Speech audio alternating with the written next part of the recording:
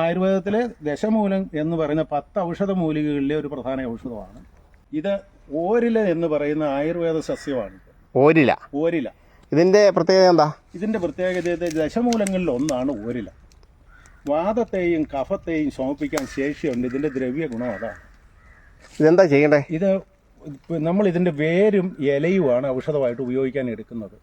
വേര് കഷായം മുതലായ എല്ലാ ഔഷധങ്ങളും ചേർത്താൽ അത് കഷായമായിട്ടോ അല്ലെങ്കിൽ ചൂർണമായിട്ടോ ഒക്കെ ഉപയോഗിക്കാൻ, അതാത് രോഗങ്ങളെ ശമിപ്പിക്കാൻ വേണ്ടി ഉപയോഗിക്കുമ്പം വേര് ഇല ഇങ്ങനെ ഓരോ ഭാഗങ്ങൾ എടുക്കാൻ പറഞ്ഞിട്ടുണ്ട് ശാസ്ത്രം.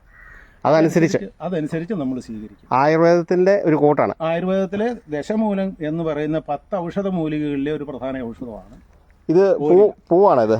അത് അതിന്റെ പൂവാണ്. പൂവ് എന്തിനുള്ളൂ? പൂവ് ഇതിനകത്ത് ഉപയോഗിക്കുന്നതായിട്ട് കാണുന്നില്ല. പക്ഷെ ഇത് വീണ്ടും നട്ടുപിടിപ്പിക്കാൻ വേണ്ടി ഇതിന്റെ ഈ കായാണ് ഇട്ടാൽ മതി.